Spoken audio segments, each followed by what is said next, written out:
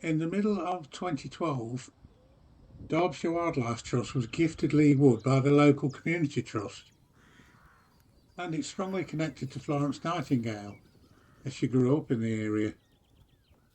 It's a gorgeous semi-natural ancient woodland in the Lower Derwent Valley near Cromford in Derbyshire.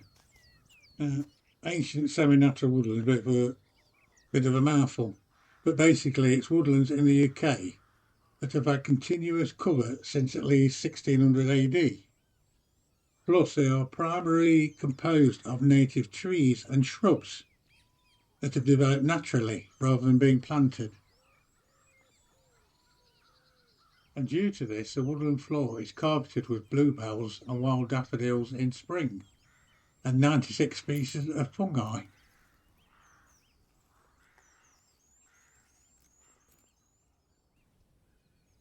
There's quite a few bird species here that are declining in numbers, including pied flycatchers, lesser spotted woodpeckers, and spotted flycatchers. I didn't see any of them, luckily. And it's also said to be a good place to look for spectacular mounds of the northern wood ants, which I found. So beware if you don't like creepy crawlies.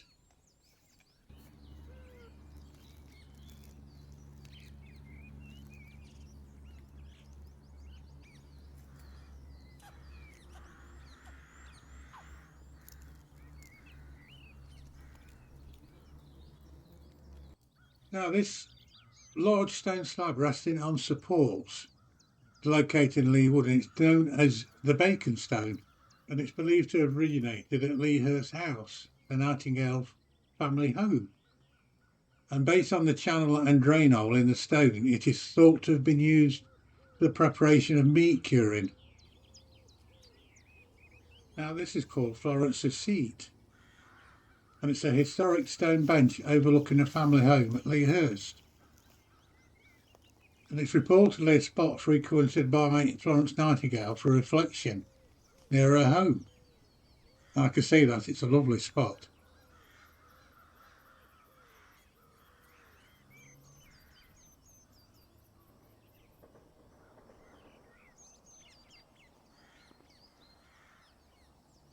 Born to a wealthy British family in Florence, Italy in 1820, Florence Nightingale was educated by her father in languages, history and mathematics, and she's said to have developed a strong sense of intellectual curiosity and a strong calling to public service early on in her life. And despite social pressure to marry and her family's resistance to nursing, because they viewed it as a low-class profession, she pursued training in Germany before her famous work in the Crimean War. Florence's main home when she grew up was Lea Hurst, which is within sight of the woods.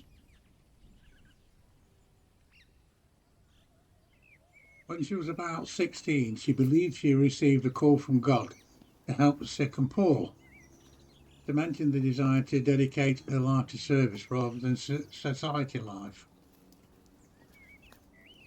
Apparently, she often visited sick neighbours and poor families around the family estate, developing an early interest in healthcare and the welfare of others. And she famously turned down marriage proposals because she wanted to be a nurse. But her mother and sister objected strongly.